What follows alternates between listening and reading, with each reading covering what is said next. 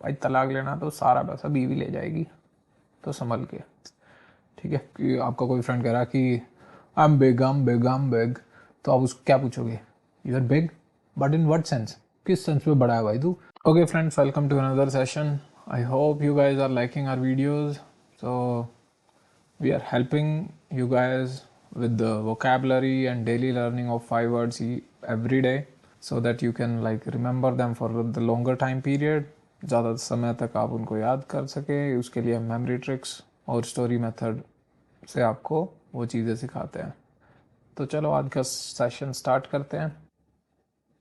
Okay, so first word today is alchemist. पहला word है alchemist. Alchemist का मतलब क्या होता है? One who tries to turn base metal into gold. मतलब जो किसी भी चीज़ को छुए या किसी एक बेस मेटल को छुए और उसको गोल्ड में बदल दे, तो ये उसका मीनिंग है. स्टोरी इसके लिए क्या बनेगी? ऑल और केमिस्ट, ये दो इसमें वो बन रही है. अगर इनको तोड़ के देख दो, ऑल केमिस्ट. अब केमिस्ट के बिजनेस में क्या है भाई? मोटा पैसा है, क्योंकि उनके मार्जिन्स काफ़ी होते हैं. आपको पता ही होगा कि दवाइयों पे उनके मार्जिन्स काफ़ी होते हैं. तो अल्केमिस्ट, ऑल केमिस्ट, जो भी केमिस्ट हुए हैं वो किसी चीज़ को छू ले तो सोने में बदल सकते हैं, इतना पैसा उनके पास. तो अल्केमिस्ट वही हो गया, one who tries to turn base metal into the gold. Example क्या हो गया? The old alchemist spent his life trying to turn lead into gold. ठीक है. Next is alimony. एलिमनी आपको पता होगा कि डाइवोर्स के टाइम पे या सेपरेशन के टाइम पे वाइफ को जो सहायता राशि दी जाती है हस्बैंड की तरफ से, उसको बोलते हैं alimony. Money paid to wife after the divorce, that is the meaning in English. तो स्टोरी क्या है? अब अली मनी, या इसको ऐसे ले सकते हो, ऑल AL आ रहा है और मनी आ रहा है, ऑल मनी. भाई तलाक लेना तो सारा पैसा बीवी ले जाएगी, तो संभल के. ठीक है. After divorce, the husband has to give all money to his wife every month. This payment is called alimony, money given for the support after the separation. Example is, he was ordered to pay monthly alimony after the divorce. ठीक है.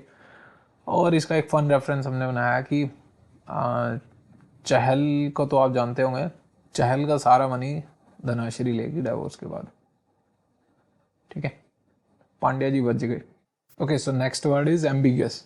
Ambiguous का meaning क्या होता है?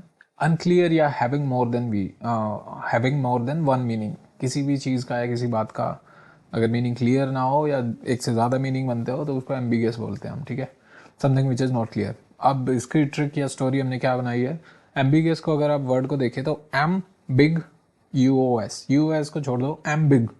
Suppose आपके सामने कोई बोल रहा है कि आपका कोई फ्रेंड कह रहा है कि I'm big, तो आप उसको क्या पूछोगे? You are big, but in what sense? किस सेंस में बड़ा है भाई तू? हाइट में बड़ा है, मसल बड़ी है, या बाल बड़े हैं तेरे, क्या बड़ा है? मतलब कुछ क्लियर नहीं हुआ ना कि क्या चीज़ बड़ी है. तो इसका मीनिंग वही है, अनक्लियर या जिसके एक से ज़्यादा मीनिंग बनते हो. जैसे इस स्टोरी में भी कि भाई किस चीज़ में बड़ा है, तो एक से ज़्यादा मीनिंग बनते हैं. That is the meaning. So confusion is the ambiguous, that is also a synonym. So example इसका है, his answer was so ambiguous that nobody understood him. कि उसका एग्जाम्पल है कि उसका आंसर ऐसा था, इतना अनक्लियर था, एम्बिगुअस था कि किसी को समझ नहीं आया. Next word is amenable. Amenable का मीनिंग होता है willing to accept some suggestion और कोऑपरेटिव. कोई ऐसा इंसान कह लो या पर्सन कह लो या कोई चीज़ कह लो जो ईजिली किसी चीज़ को एक्सेप्ट कर ले, कोई सजेशन वगैरह, और बहुत कोऑपरेटिव हो. अब इसको अमेनेबल वर्ड को हम तोड़ के देखें तो इसके लिए ट्रिक क्या बनती है? A man able. A man आता है, आदमी क्या होता है यार? मोस्टली कोऑपरेटिव होता है. कहीं भी आप देख लो, एक औरत या एक आदमी का अगर झगड़ा हो रहा है तो आदमी is more willing to accept the suggestions and he is more cooperative. कि वो ज़्यादा कोऑपरेट करता है कि चल यार ठीक है, झगड़ा ख़त्म करो यार, क्यों और बात बढ़ानी है. ठीक है. Example is men are usually more amenable to suggestions than the women. तो एग्जाम्पल भी हमने सेम ही रखा है. आदमी सजेशंस के लिए ज़्यादा विलिंग रहते हैं और जल्दी एक्सेप्ट करते हैं, मोर कोऑपरेटिव होते हैं. Next word is altercation. अब अल्टरकेशन का मीनिंग होता है वाद विवाद या झगड़ा या बहस. ठीक है, या तकरार.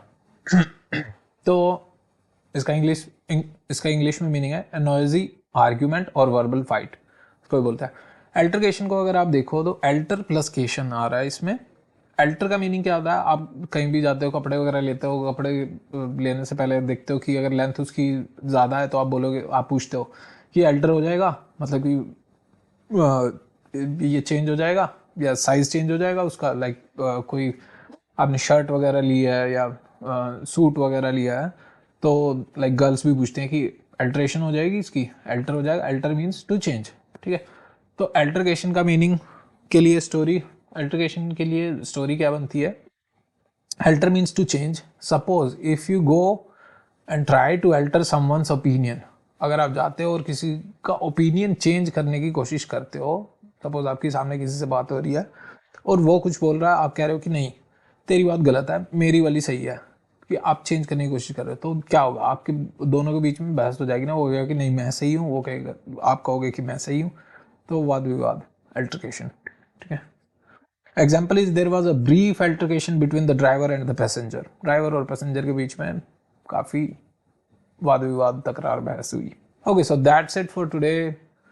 I hope you liked words discussed today, and if you really like them, please share them with your friends also. And if there is any suggestion for us, please comment. Thank you very much.